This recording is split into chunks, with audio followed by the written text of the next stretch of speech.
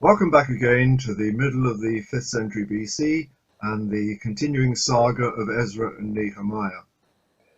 In Nehemiah chapter 9, which you'd have had last week, the people had recognized after Ezra had read the law that they had not lived as the people of God, keeping the law, and so they resolved to do something about it. And as Nehemiah chapter 9 ends with these words in verse 38, actually the first verse of chapter 10 in the Hebrew Bible. In view of all this, we are making a binding agreement, putting it in writing, and our leaders and our Levites and our priests are affixing their seals to it. And then in verse 28 of chapter 10, the rest of the people, priests, Levites, gatekeepers, singers, temple servants, and all who separated themselves from the neighboring peoples, together with their wives and their sons and daughters, all these join their brothers the nobles and bind themselves with a curse and an oath to follow the law of God and to keep the commands, regulations, and decrees of the Lord our God. They signed it and sealed it, and they made a new pledge with God. They resealed, as it were, the old covenant. And there, it would seem, they had made everything right again. Well, we'll see about that next week when you begin to look a bit further on and when you find what Nehemiah found when he came back a few years later. Things hadn't changed in the slightest. They'd gone back to their old ways within a matter of 12 years. But that's another story. In those dim, distant days before the COVID-19 lockdown, I was watching a report from one of the BBC science correspondents who had been sent to the Antarctic to look at a project being run by scientists who were drilling down through the ice to see where the ice and the water underneath came into contact, where they're over the water. They're trying to determine how quickly the ice sheet was melting and what it meant in terms of global warming, climate change, and the environment. What fascinated me, though, was what I saw in the background, or thought I saw in the background, because there's some aircraft. And one of them looked suspiciously like a Dakota DC3, C-47 as the Americans call them, the transport plane.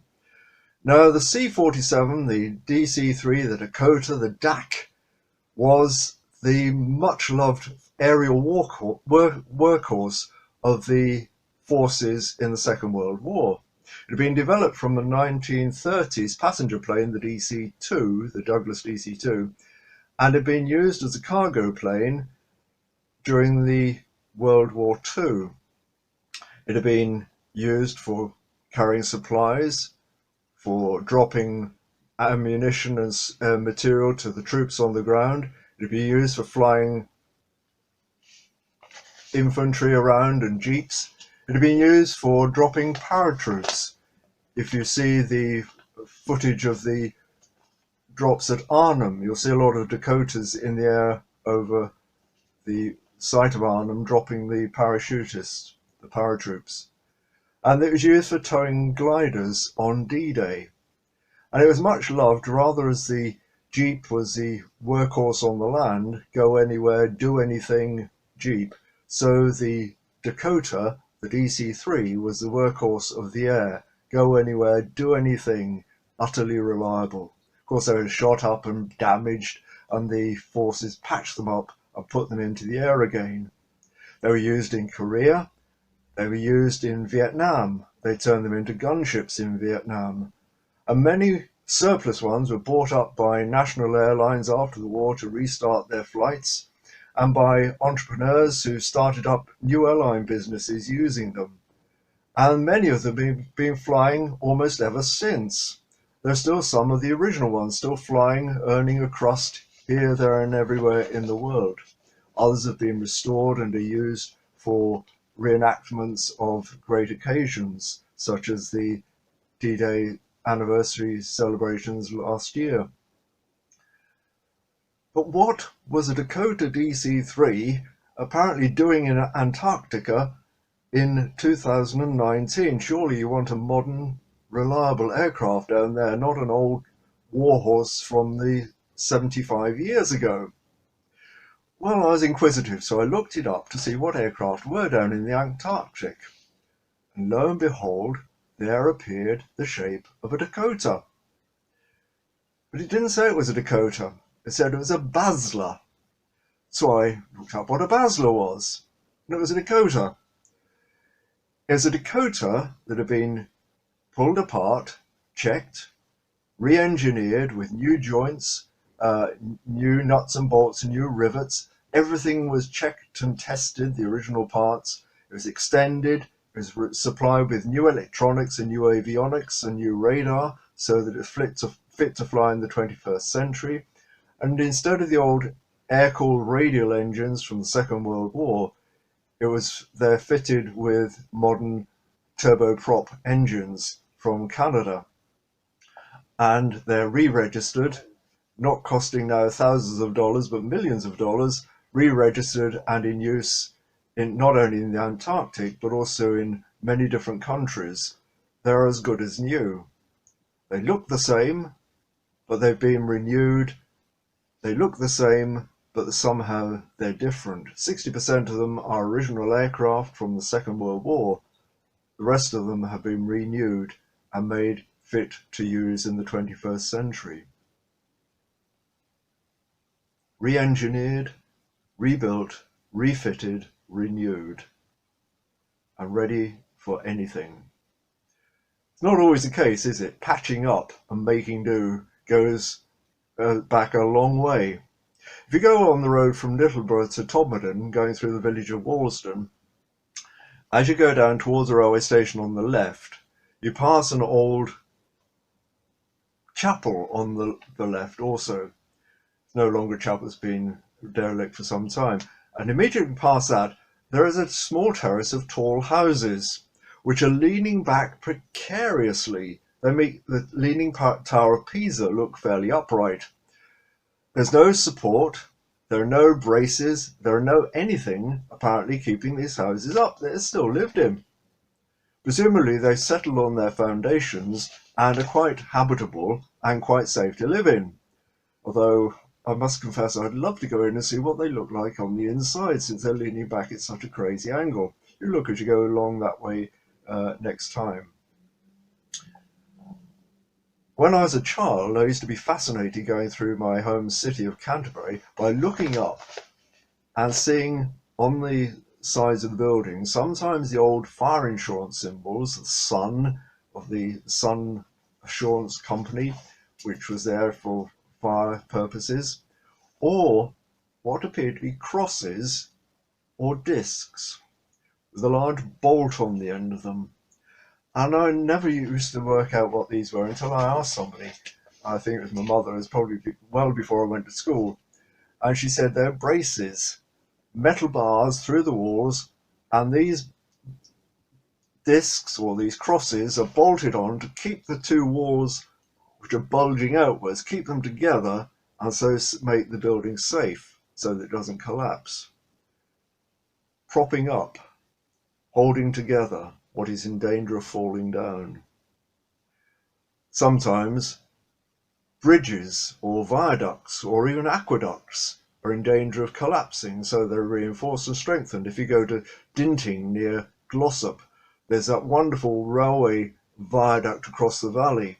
And if you look carefully, you see there are two sets of piers, the original ones, and then in between there are other piers which are being built in the 19th century to support a new structure across the top, because the original one was a wooden one and wouldn't take the weight of more modern locomotives.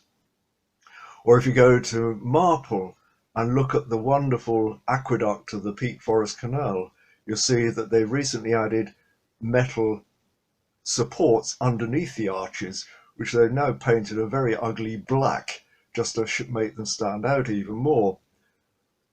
But it's an old structure which has been reinforced to make it safe for continued use. Propping up, mending, patching up, keeping secure something which is old and in danger of falling down. And that's what Ezra and Nehemiah have been doing in Jerusalem.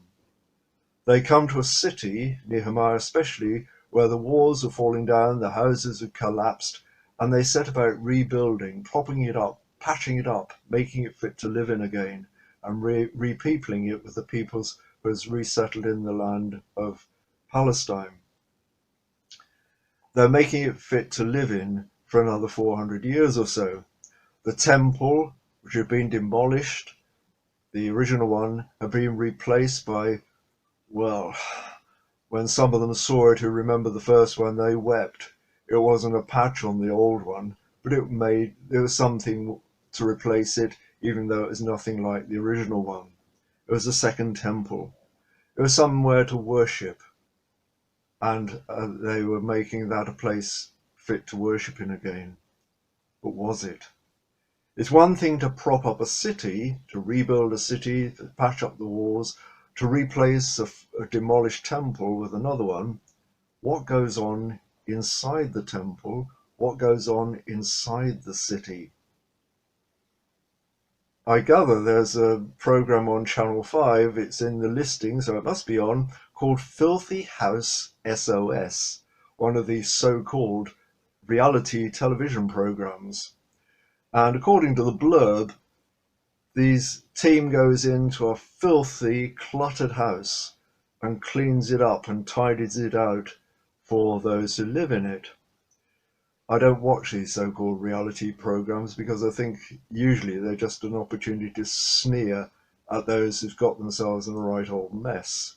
Surely it would be better for the team not to do it for the people, but to support the people in doing it themselves so that they learn the good habit of keeping a clean and tidy house.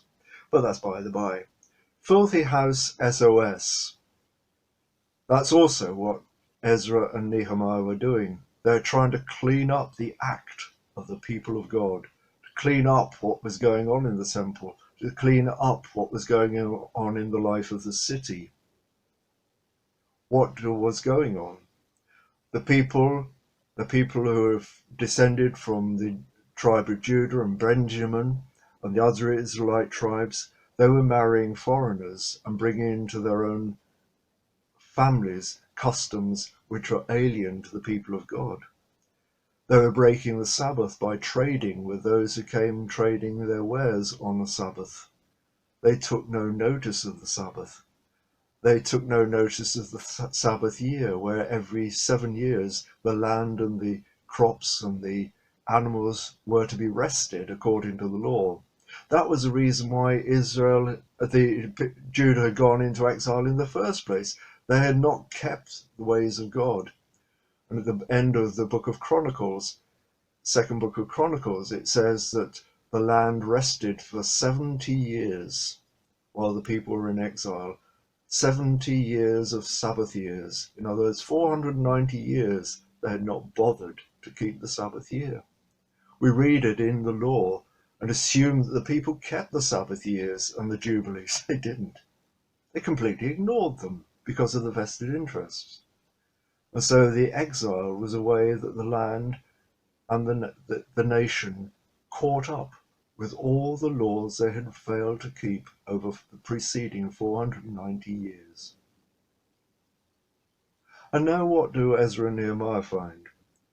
Even the returning exiles, who were supposed to be re-establishing the people of God in the land and in the city of Jerusalem, were not keeping the Sabbath. They were not keeping the law. They were not keeping the feasts. We think that the great pilgrim feasts like Passover were kept every year. They weren't.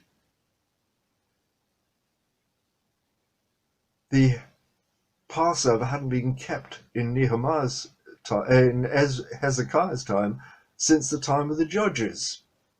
And even when he kept it, Hezekiah, it wasn't kept properly because they hadn't properly cleansed themselves.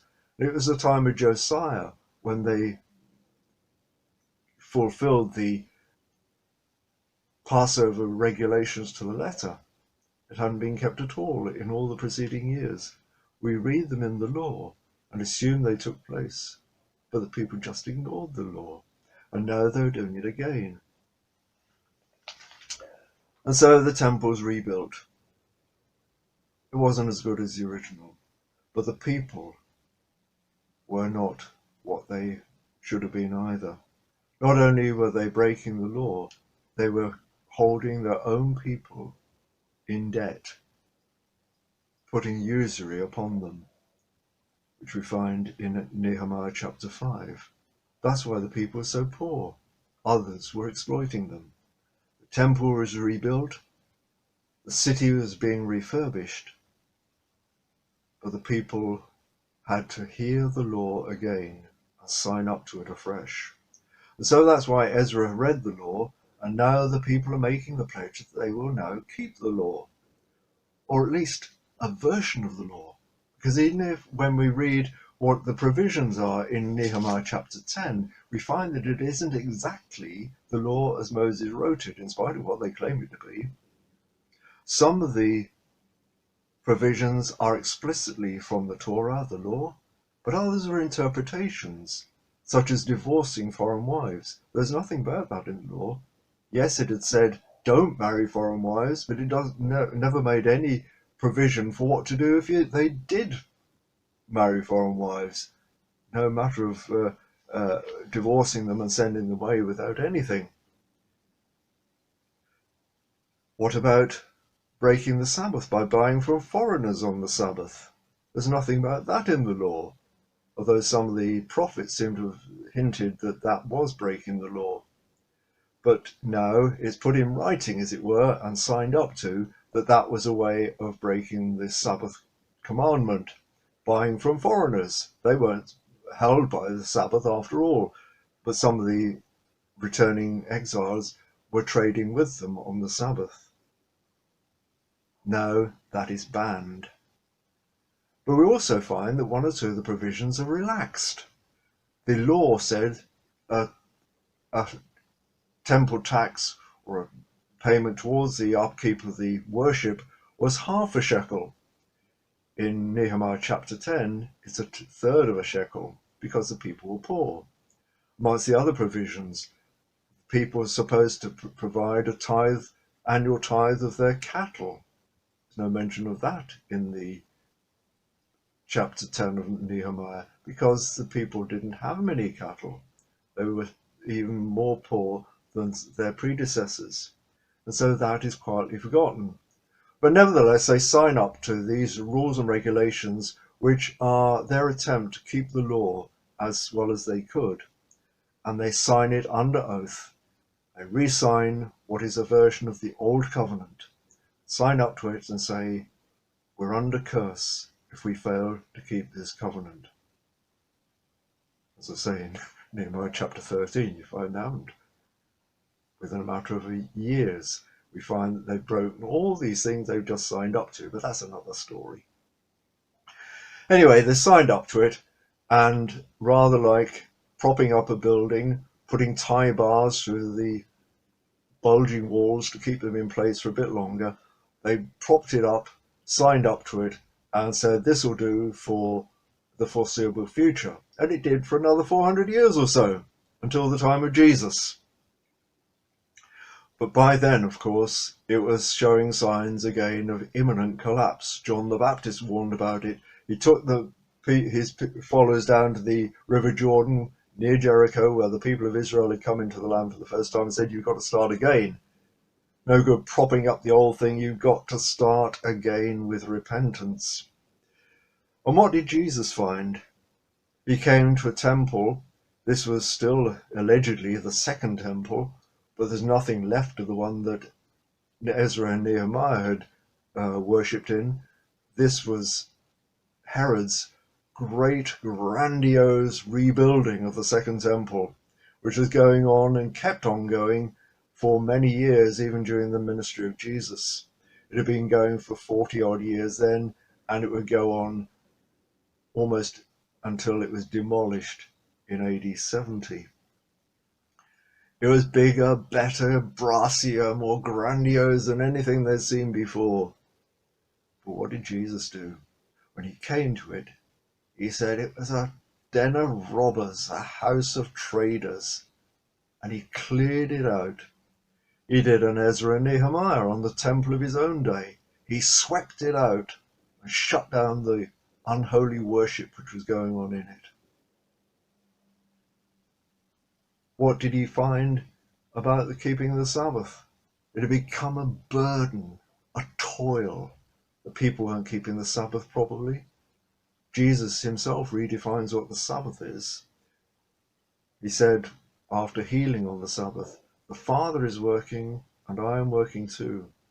The Sabbath was coming into the presence of God, knowing God, entering the paradise, the presence of God, and seeing him at work as he rested in his new creation. And that's what Jesus was inaugurating through his ministry, the new Sabbath, the new creation. And remember that parable that Jesus told about sweeping the house clean. Ezra and Nehemiah had done a filthy house SOS on the people of Israel and the city of Jerusalem and the temple of their own day. They tried to clear it out. And Jesus told the parable of the spirit of being cast out of a man. And he went out into the arid places and didn't find anywhere to rest. And he went back and found that the house from which he had been expelled had been swept clean and tidied. Just as Ezra and Nehemiah are trying to sweep clean and tidy the city of Jerusalem and the temple of God, just as Jesus swept clean the temple in Jerusalem. And Jesus says that, in that parable, this evil spirit, seeing that it was empty and clean again, found 7 spirits even worse than himself and came and populated it. And the last condition was worse than the first. So Jesus says of the temple which he sweeps clean, demolish this temple, and in 3 days I will rebuild it again. And John says he's speaking of his own body. Because what the city, the people, and the temple required wasn't just a patch-up, hold-together job. It wasn't just sweeping out and tidying up, patching up, replastering the cracks, putting tie bars through the walls and sticking plasters on the roof to keep the rain out. It needed a complete reconstruction. It wasn't like the wartime repairs and patches to the old DC3 Dakotas, which kept them flying for another mission, so that they could plod on until they fell apart at the seams. No, it's more a re-engineering job like the Baslers, which are down in Antarctica today. Taking apart, checking, reusing what is usable, but re-engineering, fitting new joints and new sinews, making it new from within. If it's a building, taking it down stone by stone, resetting it on a new foundation.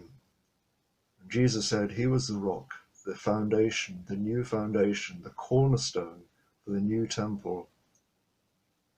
The stone which the people had rejected, the builders had rejected, had become the chief cornerstone. He himself is going to be the new stone. Remember that apparently rather pointless little story that Jesus told about the house on the rock and the house on the sand. He's talking about the temple, the people of God. It's got to be rebuilt on the new foundation of his teaching, not on the old sand of the law which was crumbling away and which wasn't able to sustain it. What was needed was not a re-signing of the old covenant, but a renewing of the covenant from within. What Ezra and Nehemiah had done was to get the people to sign up to a version of the old covenant, under oath and under curse, and they weren't able to keep that either. What was really needed was a completely new covenant. The old were renewed in a completely new way. As Jeremiah put it, a law written not in stone but on the hearts. A new covenant within, so that we didn't have to have it imposed from without, but it comes from within, because that's where God is at work. In an important new book by Tom Wright, History and Eschatology, he shows how Jesus himself redefines the temple and the city, how he redefines the Sabbath and the kingdom and the image of God, how he redefines the law through the Spirit. And what we see is that Ezra and Nehemiah did their bit in their time to cobble together enough to keep the people of Israel going for another 400 years. But what Jesus was doing was establishing something new on a new foundation on himself. Like the Basla, which appears to be the same, but is yet very different.